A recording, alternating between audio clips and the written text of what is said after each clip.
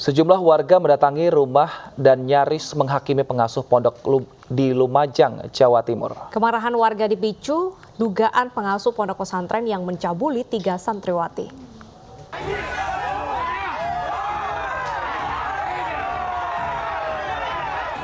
Pengasuh pondok pesantren di Lumajang, Jawa Timur nyaris dihakimi warga yang mengepung tempat tinggalnya. Untuk mencegah kemarahan warga, petugas kemudian mengamankan pengasuh pondok pesantren yang berada di Desa Curah Petung, Kecamatan Kedung Jajang, Lumajang kemarin petang. Kemarahan warga serta wali santri dipicu dugaan pengasuh pondok pesantren yang mencabuli 3 santriwati. Terbongkarnya dugaan pelecehan seksual bermula saat 2 santriwati mengadukan perbuatan pelaku kepada orang tuanya.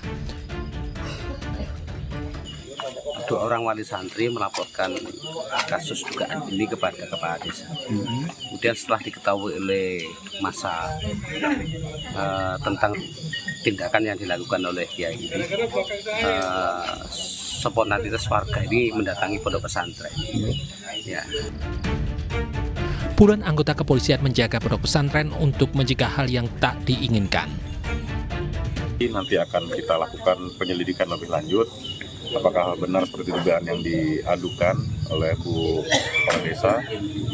Kemudian selanjutnya saya minta untuk warga masyarakat, karena ini sudah ditangani oleh pihak yang berwajib, agar percayakan pada kami untuk proses. Selain memeriksa pengasuh pondok pesantren, polisi juga mengevakuasi keluarga pelaku untuk mencegah kemarahan warga.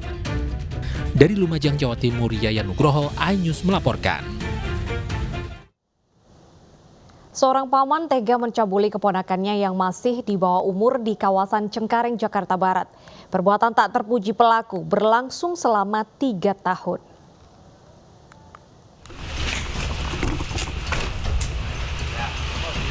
Pria berinisial S usai pulang kerja diamankan polisi di wilayah Duri Kosambi, Cengkareng. Penangkapan pria ini setelah polisi menerima laporan kasus paman mencabuli keponakan yang berusia 11 tahun. Ironisnya, S, yakni paman korban, telah mencabuli keponakannya sejak 3 tahun lalu di kediamannya sendiri. Selain S, ada 2 pelaku lainnya yang tega berbuat tindak asusila terhadap korban. Dalam kasus ini, 2 orang telah ditangkap sementara 1 pelaku masih buron. Yang diduga ada 3 pelaku, 3 pelaku pencabulan ataupun yang dilakukan anak usia 11 tahun. Dan alhamdulillah kami telah melakukan penangkapan kepada 2 pelaku. Untuk 1 pelaku lagi masih kita lakukan pengajaran. Satunya adalah hubungan keluarga ya, paman. Yang kedua lagi teman bapaknya. Pelaku diamankan di Polsek Cengkareng, sementara untuk memulihkan trauma korban, unit PPA Polres Jakarta Barat menggandeng KPAI. Dari Jakarta, Miftahul Gani, iNews melaporkan. Dan untuk mengetahui perkembangan terkait kasus paman yang mencabuli keponakannya, sudah bergabung bersama kami Kompol Ardi Demastio, Kapolsek Cengkareng. Selamat siang, Pak Ardi. Selamat siang, Mbak.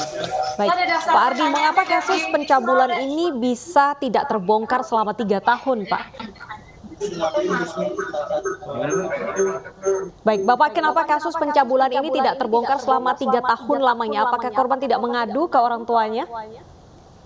Ya, berawal dari laporan orang tua korban ke Polsek Cengkareng terkait masalah laporan atau aduan dari anaknya yang merasa tak kesakitan di kemaluannya, sehingga pada saat dibawa ke dokter dan dilakukan visum, akhirnya kita dari tim langsung melakukan pengajaran kepada pelaku, ya, untuk kita amankan dan kita mintain keterangan.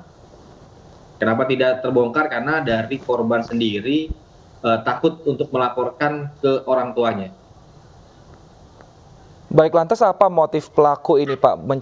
Tega mencabuli keponakannya sendiri ini, Pak?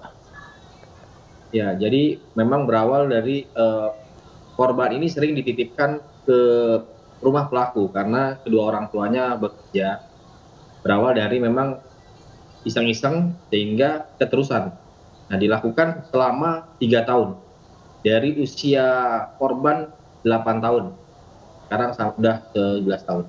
Baik, untuk korban sendiri apakah hanya satu orang atau ada mungkin korban lainnya yang belum terungkap, dan dalam 3 tahun terakhir ini hanya pamannya saja atau dia mengajak tetangganya yang lain, Pak? Kalau untuk korban hanya sendiri ya. Untuk mengajak yang lain, ini kan menurut pengakuan dari korban, ini ada 3 pelaku, yang mana pelaku diantaranya adalah pamannya sendiri yang sudah selama 3 tahun ini melakukan asusila kepada ponakannya. Yang dua lagi itu adalah statusnya teman dari orang tua, yang mana yang satu sudah kita amankan dengan inisial A, inisial U, yang satu lagi masih kita dalami atau kita lakukan pengejaran dengan inisial U. Baik, artinya 2 pelaku ini sudah ditetapkan menjadi tersangka seperti apa ya? Dan apakah 2 pelaku lain ini juga melakukan hal yang sama dalam kurun waktu 3 tahun atau hanya beberapa kali saja, Pak? Menurut keterangan dari korban hanya berapa kali? 2 kali. Baik. 2 kali melakukan. Tapi yang sering dan selama 3 tahun ini adalah pamannya sendiri. Lantas bagaimana Bapak kondisi korban secara psikologis saat ini? Apakah sudah diberikan pendampingan? Ya, kami kebetulan sudah koordinasi dengan LPAI untuk dilakukan pendampingan psikiater juga terhadap korban. Baik, lalu bagaimana juga pendampingan terhadap orang tua, Pak? Karena mungkin kan orang tua yang akan selalu mendampingi sang anak agar anak tidak trauma ketika tumbuh kembang menjadi remaja dan dewasa nanti. Ya, tentunya juga dari LPAI juga melakukan pendampingan juga kepada orang tuanya.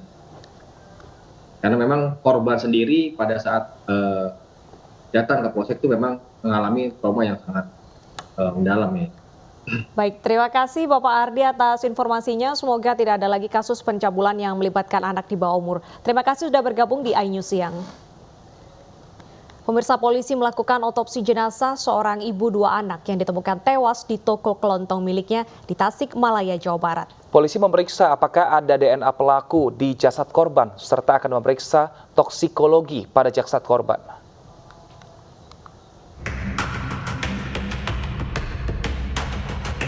Jenazah Juju Juwariah, ibu 2 anak yang diduga korban pembunuhan, menjalani autopsi di kamar jenazah Rumah Sakit Umum Dr. Soekarjo, Kota Tasikmalaya.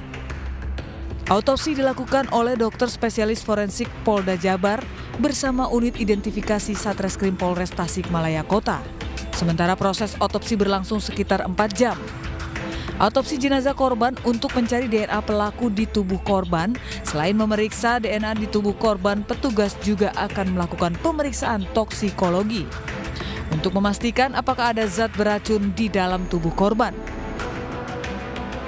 Dok, ini hasilnya nanti, Dok? Pemeriksaannya agak lama kali ya, tapi kalau kesimpulan sementara sudah saya berikan pada penyidik ya. Agak lama, kenapa? Karena satu kita perlu pemeriksaan DNA, kemudian perlu pemeriksaan toksikologi.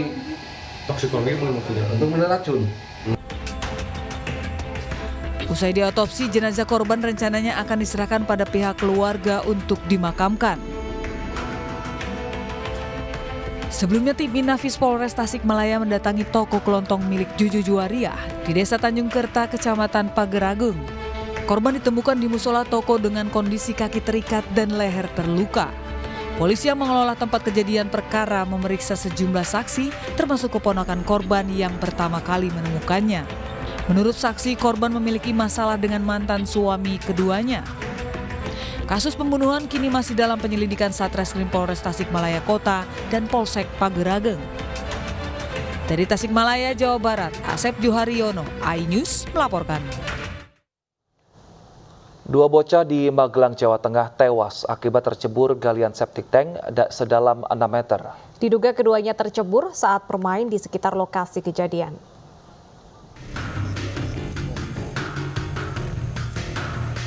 Dua bocah usia 7 dan 6 tahun warga desa Banjarharjo, Magelang, Jawa Tengah ditemukan meninggal dunia setelah tercebur galian septic tank sedalam lebih dari 3 meter. Diduga kedua korban tercebur galian septic tank saat bermain di sekitar lokasi kejadian. Teman korban yang mengetahui kejadian ini melapor ke orang tua. Terus saya dengar teriak-teriak itu, terus saya sambar ke lokasi ini, ternyata ada anak yang kecemplung kolam itu. Terus akhirnya spontan saya langsung masuk ke kolam tersebut yang ternyata saya tidak bisa sampai dasar karena kedalaman itu mungkin hampir sekitar mencapai 3 meter. Meski kedua korban berusaha ditolong warga, namun kedua bocah ditemukan meninggal dunia. Berteriak kalau ada anak yang kejebur di kolam gitu. Kemudian setelah itu dari saksi Bu Jamiah itu memastikan bahwa kembali lagi ke sini ngecek kalau itu ada anak yang kejebur kolam yang akan dibuat sepiteng. Gitu. Atas nama ada berapa anak? Ada 2 korban, yang satu bernama Ahmad Bagas Septian, kemudian yang kedua Andrian Dika. Setelah kedua korban diperiksa petugas, keduanya dimakamkan oleh keluarga. Dari Magelang, Jawa Tengah, Puji Hartono, iNews melaporkan. Pemirsa, sebuah truk tinja membuang limbah kotoran ke dalam lubang selokan di Jalan Ahmad Yani, Matraman, Jakarta Timur. Pemprov DKI Jakarta akan menindak tegas dan memberikan sanksi denda.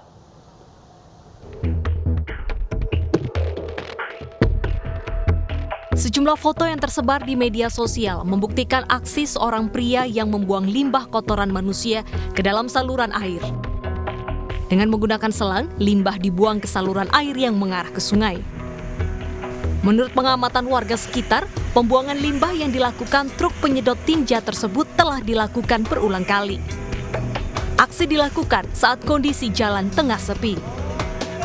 Warga sekitar merasa terganggu dengan bau tidak sedap yang ditimbulkan. Kalau kasat mata saya sendiri sudah 2 kali. Udah 2 kali? 2 kali pembuangan. Jadi ngalir limbahnya ke arah sana.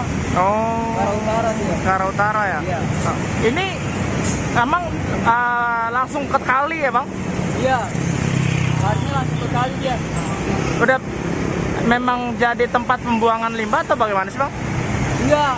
Enggak ya? Enggak, karena ada orang-orang yang kecil aja yang bisa gitu. Seperti apa sih Pak? Ya tentu semuanya yang namanya limbah itu sudah disiapkan sarana prasarana tempat pembuangannya ya, bukan di sembarang tempat apalagi di lingkungan perumahan atau di got-got ya. Jadi nanti jajaran kami akan mengecek, melakukan monitor pengawasan dan akan memberikan sanksi. Membuang limbah kotoran sembarangan melanggar Peraturan Gubernur Nomor 8 Tahun 2007 tentang Ketertiban Umum. Petugas truk tinja dikenakan denda sebesar Rp500.000. Dari Jakarta, Rio Manik, iNews melaporkan. Pemirsa, informasi menarik lainnya akan kami hadirkan usai jeda. Tetap bersama kami di iNews Siang.